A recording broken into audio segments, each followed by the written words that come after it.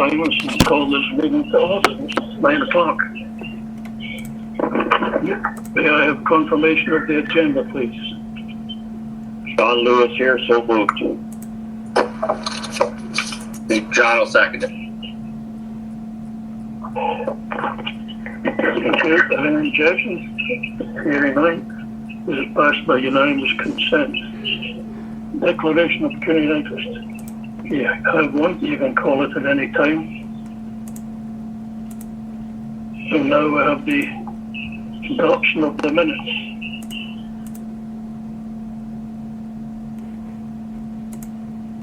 I'll move that. It's John. Thank you. Do I have a comment on that? I will not vote to approve the minutes. This is Alan DeBreen speaking.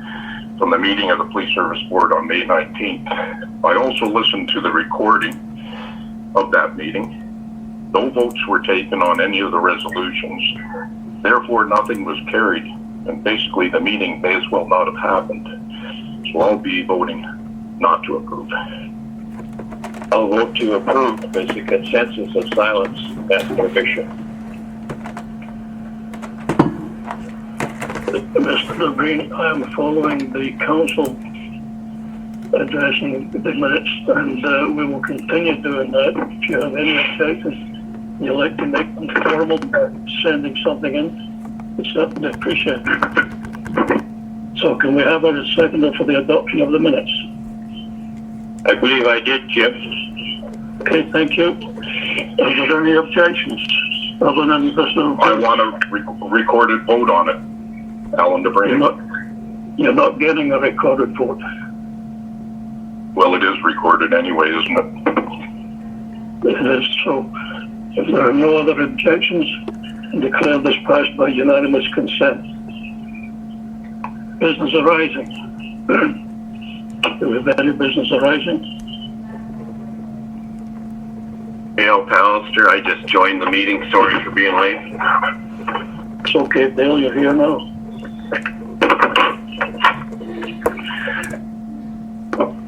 Since there's no business arising, we shall go to item 7, Detachment Commander's Report. Jennifer, you here? Good morning, everyone, and I'm joined this morning by Staff Sergeant Terry Ward and Staff Sergeant Deb Anderson. Before you, you have a report that provides stats for April and May. The June stats are not yet available. And you'll note that we were right in the middle of, or at the very beginning of COVID. So it's a rather small report this time. I want to draw your attention to the media releases. Specifically in May, you'll see that our officers issued 86 provincial offense notices over the Victoria Day long weekend. And you'll also see that we welcomed 4 new probationary constables in May. And you may have caught on social media that our media officers, Adam Belanger and Rick Sadler, have been doing a weekly introduction to members of the Grey Bruce detachment. So they have they've done short biographies of all 4 of those new recruits. They've done biographies of our staff sergeants, and you'll continue to see that as the weeks go on. I believe it's every Tuesday, and it's just an effort to really introduce to the community the officers who are serving, and I think it's a great idea. You'll see that obviously the schools were closed, so nothing to report there. In April, our officers were not going out and doing proactive traffic enforcement as a result of COVID and concerns about officer safety and the safety of the community. And we actually saw quite a reduction, and I'm sure you all noted, quite a reduction in the volume of traffic on the roadway in April. Certainly, if it was necessary, officers were doing it, we weren't proactive stuff then. You'll note that our auxiliary hours are quite low. The auxiliary program has been suspended since the onset of COVID. They're now just starting to roll out in a phased reintroduction. We certainly missed having the auxiliary members with us, but they're starting to come out on a limited basis. And eventually, we're hoping by the fall, we'll see them come back on a full-time basis. I'll draw your attention to the next page. You'll note that the ride hours were very low. Again, that's as a result of COVID. Our officers were not conducting ride in April and May. We are now back to conducting ride and are quite active doing that. And again, our foot patrol hours were impacted by COVID. Will note that in April, we had 18 COVID-related calls for service, and in May we had 7, and year-to-date we've had 48. And those COVID-related calls for services were anything from reports of large groups of people congregating to concerns over people going to the grocery store during seniors' hours. So you may have noted that our officers were very visible in and around the grocery stores during those senior shopping hours, really just there to remind the public to be helpful and to adhere to those senior shopping hours. We're out trying to be visible in that way. You'll notice that in May we did 41 address checks for sex offenders. We have 41 individuals on the sex offender registry for Bray and Bruce detachment, and on a yearly basis we go out and do door knocks and check to make sure that they are living where they say they're living. And so in May, over a period of several days, officers went out and checked 41 addresses. Moving on to violent crime, you'll see that violent crime was down substantially by 43.5%. Again, that's reflective of COVID. However, concerning to us was property crime was up quite a bit, and that tended to be not residential property crime because people were obviously at home, but we were seeing some business-related property crime. And so our street crime unit at the onset of COVID were reassigned to frontline duties to help supplement our frontline officers. They've now returned to their street crime mandate, and they've been very diligent in working on all of this property crime. So I anticipate you may see some clearance of those in the coming months. And moving on to our clearance rates, again, you'll see that the clearance rate went down. And again, that's a reflection of what was happening during COVID. Moving on to the billing summary. You'll note the violent crime code was down substantially, almost half of where we were at this time last year. And again, that's reflective of COVID. Moving on to property crime, as I've already spoken about, we did see quite an increase there, and that was specifically in relation to businesses that unfortunately were left empty because of COVID. Moving on to drugs, you'll see that we went up to 74 hours, and that was as a result of a trafficking investigation that our officers were involved in. And I want to take you over, if you can flip ahead, I'll take you over to operational 2. And I just want to point out the 911 hangups. I'd spoken earlier about the change to our 911 policy. If we get that 911 hang-up call that comes from no callback number, a large radius of perhaps 2 kilometers, and we don't know who the phone is registered to, that those types of calls aren't being dispatched anymore. And so you can see that your billing hours for 911 calls went from 58.5 hours down to 24.7 hours. So I think we're seeing a significant reduction there, and I think that's a good thing. You'll note that our traffic, as we move on to the traffic collisions, were down substantially, and you'll see our enforcement efforts, as I've spoken about, in April were impacted by COVID. In May, our officers were starting to get out there and do enforcement, and so you see that the speeding charges were back up to 218 in May.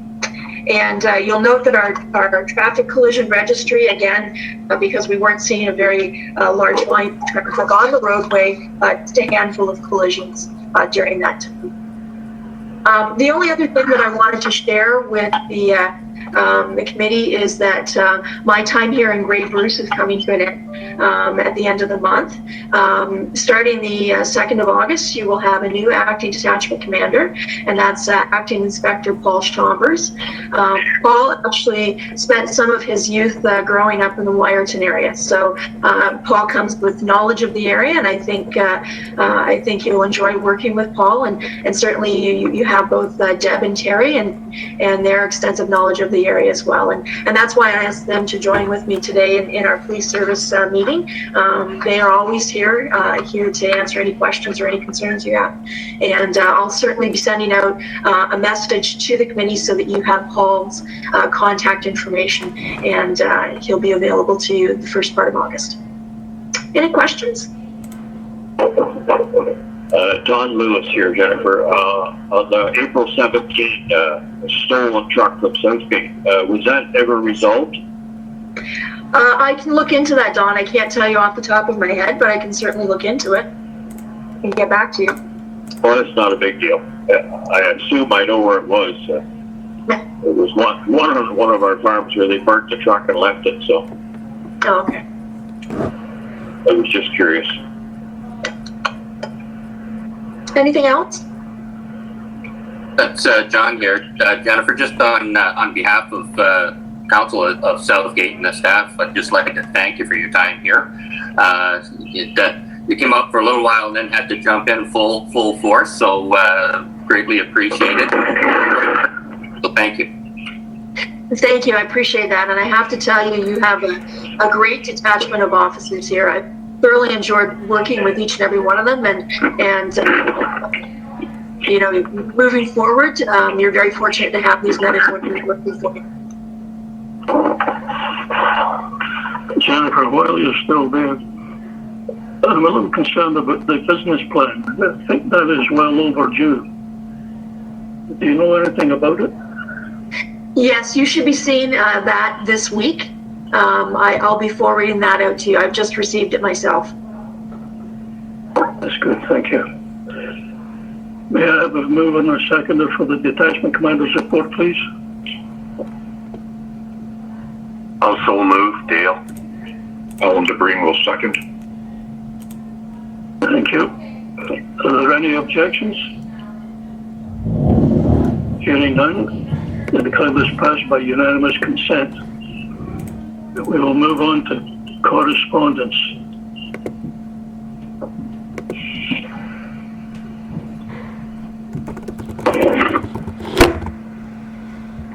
Has everyone read this OAPSB report? Yep.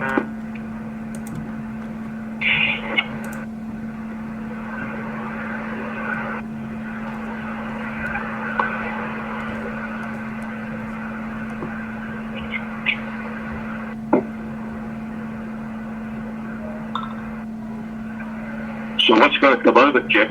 Anything? There's not an awful lot will come out of it. Fred Korstenen has been making these reports for quite some time. I'm more interested in getting the regulations for the new Police Service Act. But anyway, that's going to be coming sometime. So, need a move on a second to accept the OSPSB correspondence for information. Jim, the motion is to accept both of the items of correspondence? Both of them. Yeah. Alan DeBreen will move it. Are you talking about the speed regulations? Yes. So it's just one motion, guys. It's just it's items of correspondence with just one motion to approve them as information. I'm referring to the OPP detachment board composition. Okay. But if you're moving the motion, it's for both of them, both the items of correspondence. Yes. Okay. Okay, so let's discuss this speed report. Can we get a seconder first, Jim? Yeah, we need a seconder for the correspondence. I'll second it, John. Thanks, John. This letter here is more for the OPP and the Works Department. So if you've read it, can we have some discussion? Deja vu. I'll just chime in on this one. I had a conversation last week with Mr. Milner in regards to this.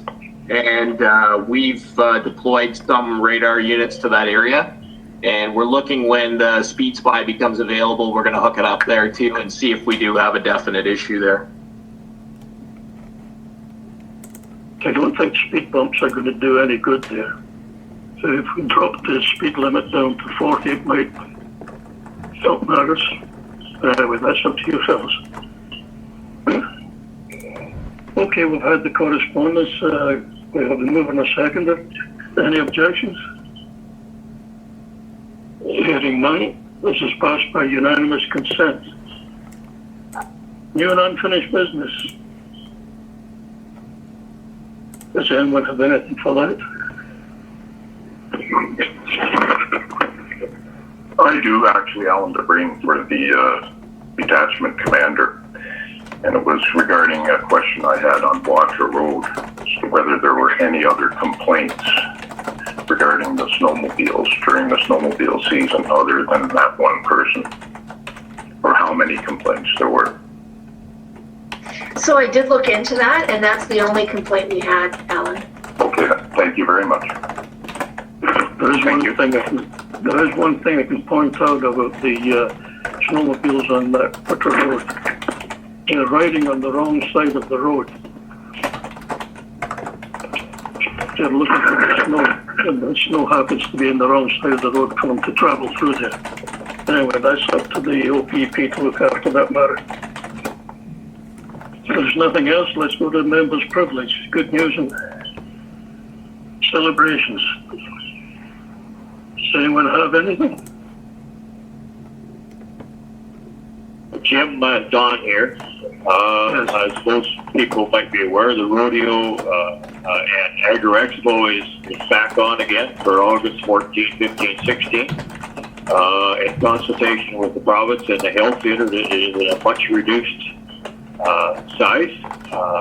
We are going to proceed towards live streaming. The crowd will be limited and the venue will be 2 spots. Hopefully we can pull it off. The sponsors wanted us to carry on, and hoping the live streaming will be the one that'll save us our bacon a bit, because if we don't, we'll be short, but we're going to try it anyway. Good news, Don. Anyone else?